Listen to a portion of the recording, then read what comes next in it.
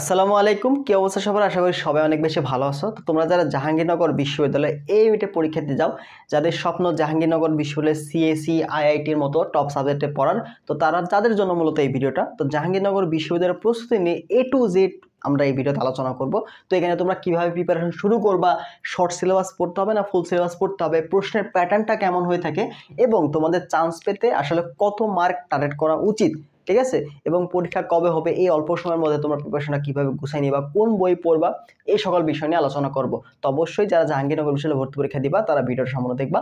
আর চ্যানেলটা যদি এখনো তুমি সাবস্ক্রাইব করে না থাকো, অবশ্যই চ্যানেলটা সাবস্ক্রাইব করে রাখো পরবর্তী সকল গাইডলাইনের জন্য, ঠিক আছে। চলো আমরা কথা না বলে শুরু করি। তো প্রথমে আমরা আসি, চলো প্রিপারেশন নিতে তোমাদের কিভাবে বা কি কি পড়তে হবে। তো তোমাদের জানো জাহাঙ্গীরনগর বিশ্ববিদ্যালয়ে তোমাদের এখানে ফিজিক্স, কেমিস্ট্রি, ম্যাথ এবং আইসিটি আর হচ্ছে বাংলা, ইংলিশ তোমাদের দাগাইতে হয়, ঠিক আছে। তো আইসিটি পার্টটা তোমরা দেখো অন্যান্য ইউনিভার্সিটি কিন্তু লাগে না, বাট জাহাঙ্গীরনগর বিশ্ববিদ্যালয়ের ইউনিটে যারা পরীক্ষা দেবে তাদের কিন্তু আইসিটি পার্টটা লাগবে এবং আইসিটিতে কিন্তু প্রায় 8টার মতো এমসিকিউ তোমাদের চলে আসে, ঠিক আছে। তো আইসিটি পার্টটা অবশ্যই গুরুত্ব দেওয়া উচিত। তো আমরা নর্মালি ফিজিক্স, কেমিস্ট্রি, ম্যাথ এগুলো আমরা গ্রুপ সাবজেক্ট যেহেতু, তো এগুলো আমরা প্রিপারেশন নিয়ে থাকি। তো ফিজিক্স, কেমিস্ট্রি এবং ম্যাথ এই তিনটার ক্ষেত্রে তোমরা যেভাবে পড়লে একদম প্রশ্ন কমন পেয়ে যাবা, অনেক টাইপের প্রশ্ন কমন পেয়ে যাবা, সেটা নিয়ে কথা বলি। তো জাহাঙ্গীরনগর বিশ্ববিদ্যালয়ে যদি প্রশ্ন ব্যাংকটা তোমরা খুব ভালো মতো অ্যানালাইসিস করো, তো দেখবা যে বিগত 10 বছরের প্রশ্ন থেকে বা রিসেন্ট ইয়ারের প্রশ্ন থেকে অনেকগুলো টাইপ কিন্তু রিপিট থাকে। তো যে সকল টাইপগুলো রিপিট আসে সেগুলো তো তোমাদের অবশ্যই পারা উচিত, কারণ যেগুলো প্রশ্ন হুবহু কমন আসছে বা যেগুলো রিপিট আসে সেগুলো অবশ্যই তোমাকে অ্যান্সার করতে হবে। এবং বাকি যে প্রশ্নগুলো, যেগুলো কিছু প্রশ্ন আনকমন থাকে বা বিগত বছর টাইপ থেকে নাও আসতে পারে, এরকম প্রশ্নগুলো আসলে কিভাবে অ্যান্সার করতে হবে, ঠিক আছে। তো তুমি যদি জাবি এই ইউনিটকে মেইন টার্গেট করো, তো জাবি প্রশ্ন ব্যাংকের মধ্যে তোমার সীমাবদ্ধ থাকলে হবে না। তোমার যে জাহাঙ্গীরনগর বিষয়ের মেইন যে ফোকাসটা দেওয়া দরকার বা যেটা তুমি করলে একটা ভালো একটা রেজাল্ট পাবে, সেটা হচ্ছে তুমি যদি জাহাঙ্গীরনগর বিশ্ববিদ্যালয়ের জন্য টাইপ ওয়াইজ যে প্রশ্ন ব্যাংকটা, ঠিক আছে, টাইপ ওয়াইজ, ঠিক আছে, এটা মাথায় রাখবা।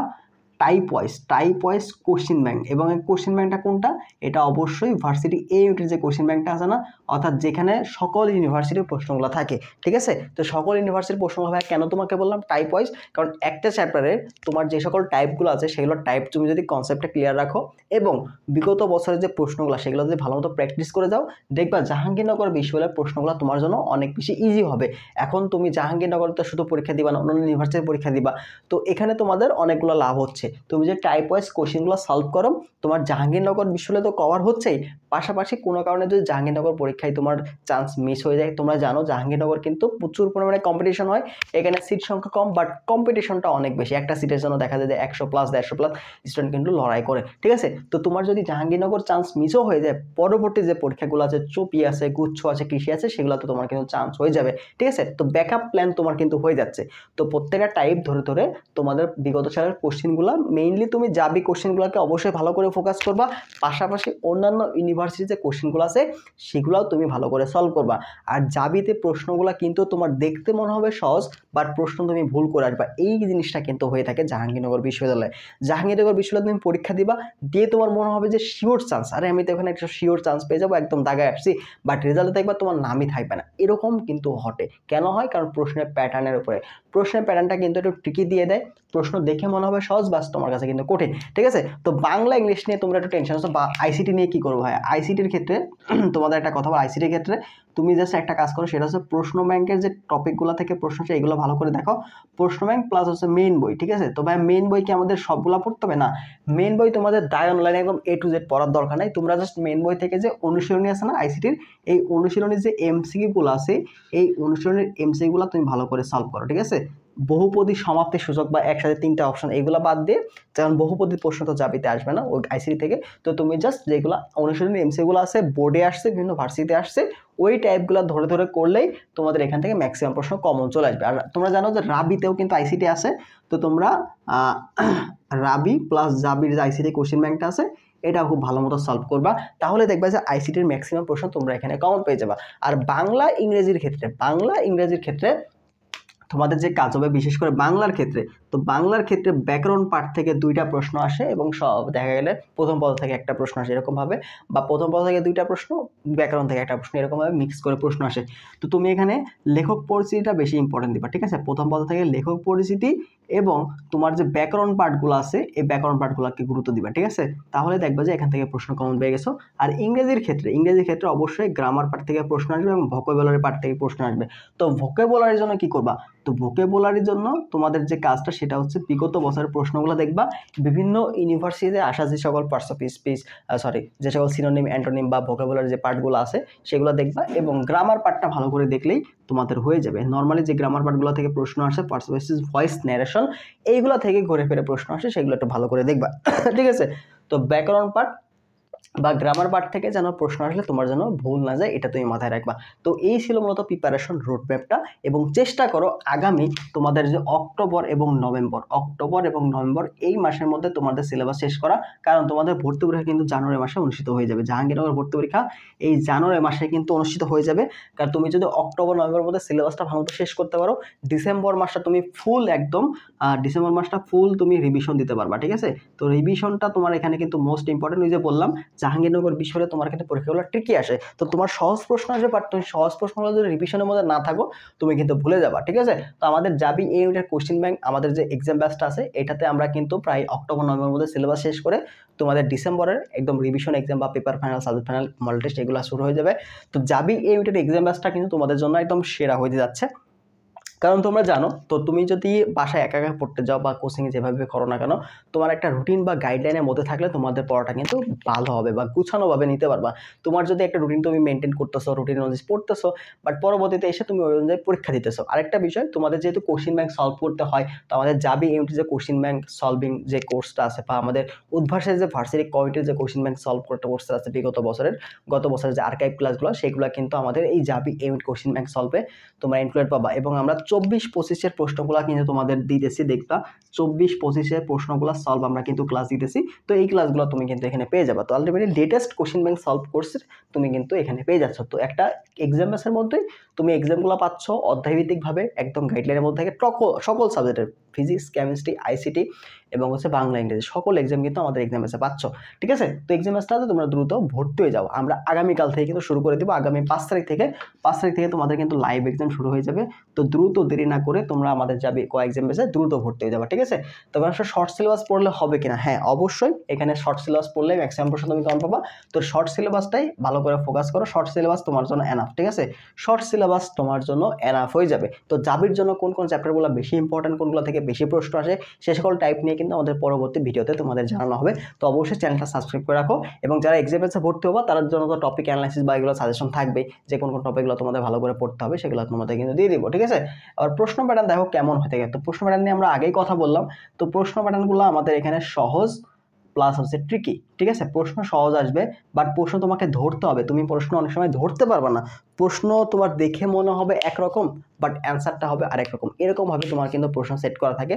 তো তুমি যদি বিগত লাস্ট 10 বছরের প্রশ্নগুলো খুব ভালো মতো সলভ করে যাও, লাস্ট 10 ইয়ার্সের প্রশ্নগুলো ভালো মতো সলভ করে, এখান থেকে তুমি 60-70% টাইপ কমন পাবা, 60-70% টাইপ কমন পাবা, এবং দেখা যাবে 20-30% প্রশ্ন হুবহু কমন চলে আসে। ঠিক আছে? হুবহু কমন চলে আসে। তাহলে কি বললাম, বিগত 10 বছরের প্রশ্নগুলো খুব ভালো মতো সলভ করে যাও। ওই যে টাইপগুলো থেকে প্রশ্ন আসে বা যে কনসেপ্টগুলো তোমার লাগতেছে, যে সূত্রগুলো লাগতেছে, সেগুলো খুব ভালো মতো সলভ করে যাও, এবং দেখবা যে ওখান থেকে তোমার 60-70% টাইপ কমন চলে আসছে। এইগুলো তুমি মনে রাখতে পারছো না, এটা হচ্ছে মাস্ট। তো মনে রাখার ক্ষেত্রে কি বললাম, রিভিশন তোমাকে মাস্ট দিতে হবে। তুমি একটা পর আজকে মনে করো সকালবেলা একটা চ্যাপ্টার শুরু করলা ভেক্টর, ঠিক আছে? তো একটা সেক্টর তুমি ভেক্টর শুরু করলা, এবার প্রথম কাজ কি হবে, ভেক্টরের যে কোশ্চেন তুমি অ্যানালাইসিস করো। ঠিক আছে? কিউবি অ্যানালাইসিস করো।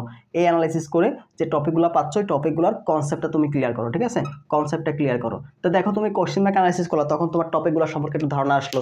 দেন তুমি যখন কনসেপ্টটা ক্লিয়ার রাখলা, তখন একবার তোমার রিভিশন হলো। এবার তুমি একবার প্র্যাকটিসের ক্ষেত্রে, ঠিক আছে? তো প্র্যাকটিস করলা, প্র্যাকটিসের সময় তোমার আরেকবার রিভিশন হলো। এবার তোমার একদিনে একটা অধ্যায় ভালো মতো শেষ হলো। এবার তুমি যখন ঘুমাতে যাবা, বা এই যে পড়াটা করলা, এই পড়াগুলোর মধ্যে একটা তুমি খাতা একটা শর্ট নোট করবা। ঠিক আছে? শর্ট নোট করবা, এখানে জাস্ট ইম্পর্টেন্ট যে টপিকগুলো বা ইম্পর্টেন্ট যে তথ্যগুলো যেগুলো তোমার লাগবে, ইম্পর্টেন্ট যে ইনফোগুলো, সেগুলো তুমি দিয়ে রাখলা। এবং ঘুমাতে যাওয়ার আগে তুমি এই ভেক্টর চ্যাপ্টার থেকে যে সকল ইম্পর্টেন্ট শর্ট নোট তুমি করে রাখলা, বা যেগুলো তুমি যদি চোখ বুলাও আগে সারাদিন যেগুলো পড়ছো সেগুলো যেগুলো তোমার মাথায় চলে আসবে এরকমভাবে একটা নোট বানাও, ঠিক আছে? তুমি যেগুলো প্র্যাকটিস করতেছো, যে কনসেপ্টগুলো তুমি জানতেছো সেইগুলোর উপর ভিত্তি করে একটা শর্ট নোট বানাও, যেন ওই টপিকটা দেখলেই তোমার আগের যে পড়াগুলো মনে পড়ে। তো এইভাবে একটা শর্ট নোট বানালে তোমার রিভিশনটা ইজি হয়, কারণ পড়াগুলো আমাদের মনে রাখতে হবে। আমি যতটুকু পড়ছি আমার মনে রাখতে হবে, কারণ পরীক্ষার হলে কিন্তু আমার সকল সাবজেক্টের সকল পেপার সকল সাবজেক্ট কিন্তু মাথায় নিয়ে পরীক্ষায় বসতে হবে, ঠিক আছে? তো এই জন্য রিভিশনটা কিন্তু মাস্ট। তো তুমি যখন ঘুমাতে যাবা তো ঘুমানোর আগে যে শর্ট নোটটা আছে এটা একবার রিভিশন দেওয়ার চেষ্টা করবা, দেখবা যে এই চ্যাপ্টারটা খুব ভালো মতো তোমাদের সলভ হয়ে গেল, এরপরে তুমি সকালে উঠে এক্সামটা দিলা, ঠিক আছে? তো এইভাবে তুমি কিন্তু একটা অধ্যায় খুব ভালো মতো রিভিশন সহ শেষ করতে পারো, ঠিক আছে? এবার আসো কাট মার্কের ক্ষেত্রে কত মার্ক লাগে।